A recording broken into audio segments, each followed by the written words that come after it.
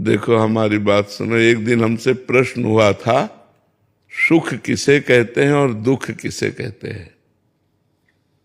तो हमारी तरफ से उत्तर हुआ था, मूर्खता को दुख कहते हैं और ज्ञान को, विवेक को सुख कहते हैं।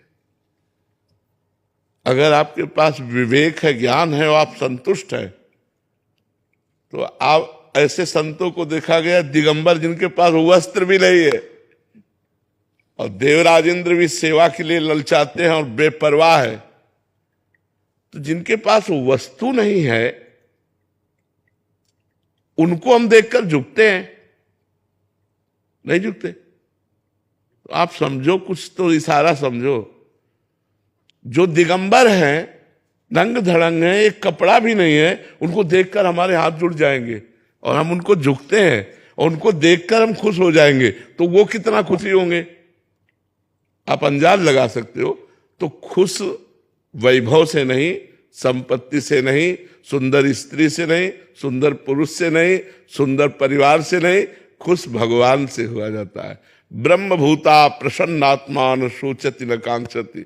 जो भगवान में चित्त जोड़े हैं वो खुश रहते हैं, वो आनंदित रहते हैं। और जो संसार में चित्त जोड़े हैं वो कितने भी बड़े धनी हो, आप तो मान लो सोच भी नहीं सकते। ऐसे यहाँ धनी आते हैं जिनके हजारों, हजार नहीं, हजारों करोड़ रुपया है और अंततो गत्वा उन्होंने भगवान की शरण ली सुख के लिए।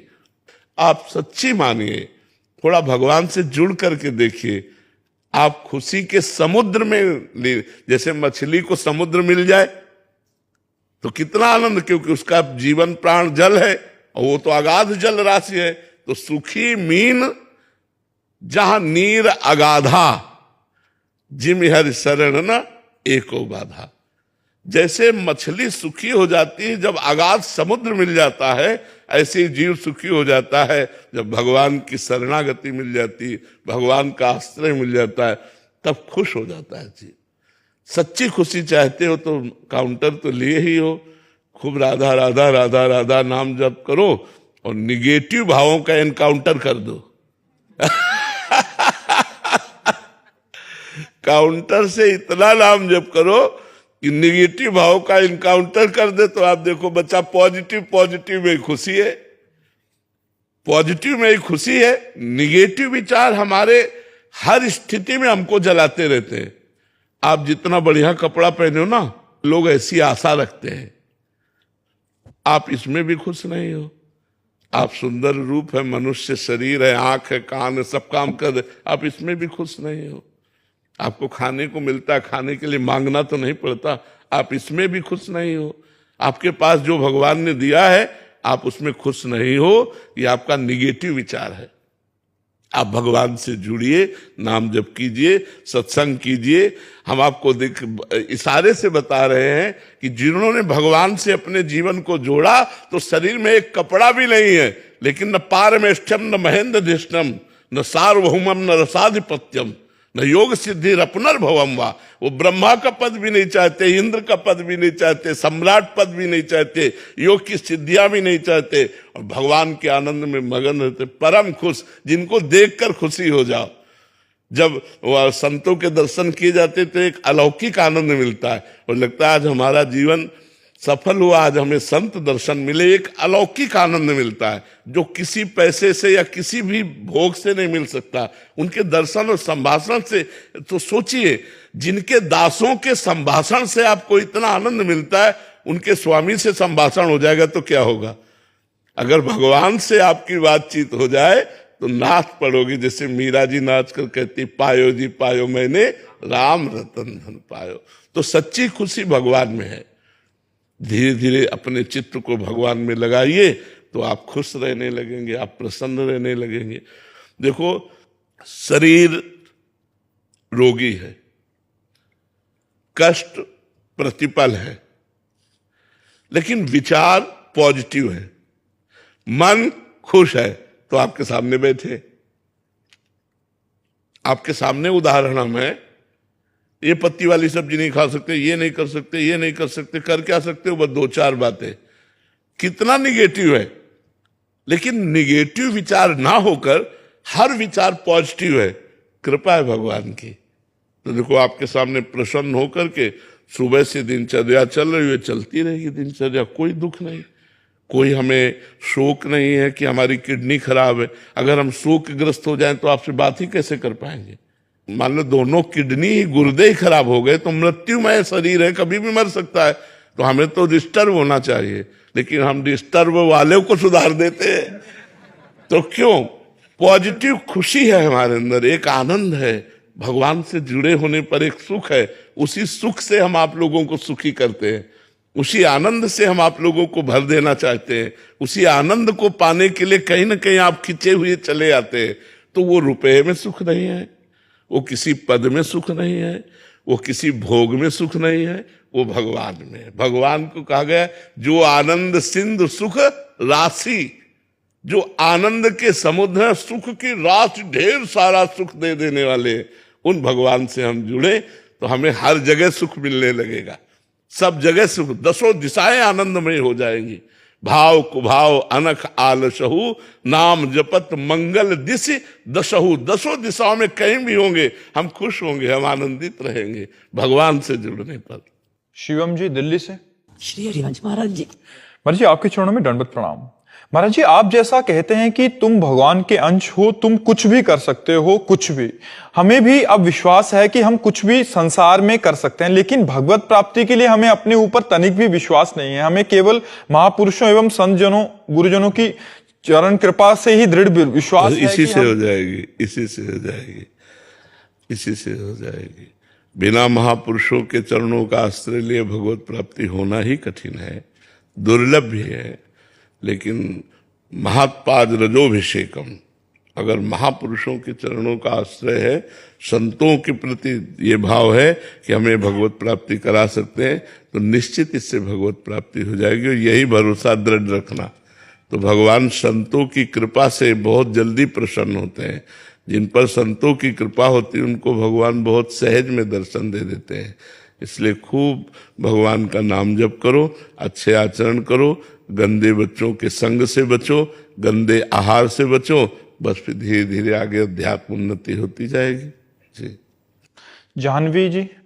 राधे राधे। राधे राधे महाराज जी।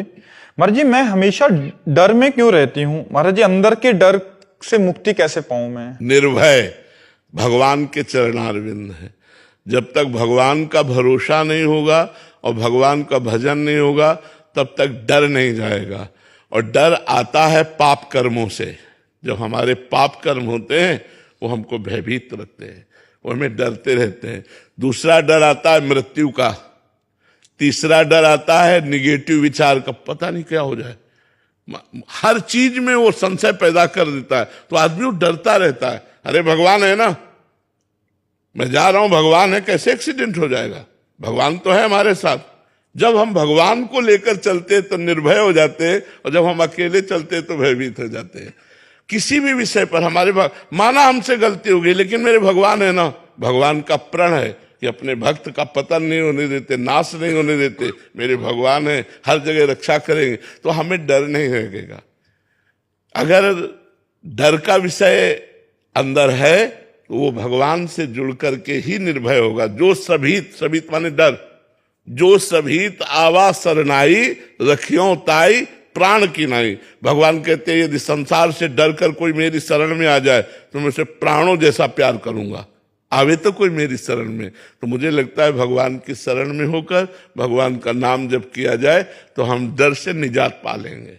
क्या बोलने मात्र से भगवान की शरण में हो जाएंगे महाराज जी? पहले शुरू करे, बोलना ही तो शुरू करे, जबान से शुरू करे, हे नाथ मैं आपकी शरण में हूँ, हे प्रियाजू मैं आपकी शरण में हूँ। वो धीरे धीरे गले से उतरेगा नीचे में, फिर हृदय से आने लगेगा, हे नाथ मैं आपकी शरण में हूँ। पहले शुरू तो करे, जबान से तो शुरू करे।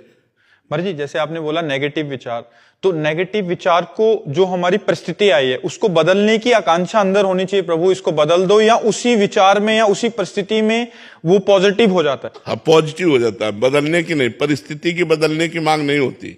जैसे कि ये बीमारी ठीक कर दो प्रभु, ऐसा, तब हम सही हो जाएंगे। जरूरी है कि स्वस्थ होने के बाद हमारा भजन ऐसे चलेगा जैसा आज चलता है। परिस्थिति भजन करवा रही है, हो सकता है परिस्थिति बदल जाए, और हमारी दिमाग बदल जाए और हमसे कोई गलत काम हो जाए, तो वो अच्छा है कि ये अच्छा है? हम क्यों मांगे? अच्छा जिसमें होगा वो वही करेंगे। मंगल भवन है, किडनी नहीं ठीक है तो हर क्षण भय बना रहता है, या मर जाओगे, चुपचाप राम नाम कहो राधा। जैसे एक गार्ड रहता है ना पास में होश दिलाने के लिए, तो ये गार्ड है हमारा, ए होश में राधा राधा राधा राधा राधा राधा। तो हमें भगवान ने बहुत अच्छा किया, हम क्यों इससे अच्छा क्यों मांगे? जो अच्छा भगवान ने किया तो इससे अच्छा क्यों मांगे? शरीर स्वस्थ होना अच्छी बात नहीं, मन स्वस्थ होना अच्छी बात है। हमारा मन भगवान स्वस्थ किए, इसलिए हमें कोई परेशानी नहीं। तो हम ये चाहें कि भगवान हमें जो परिस्थिति दे उसमें हमें भोगने का बल दे, उसमें हमारे अच्छे विचार रहे, उसमें हम भगवान को ना भूलें, ये बातें मांगनी चाहिए।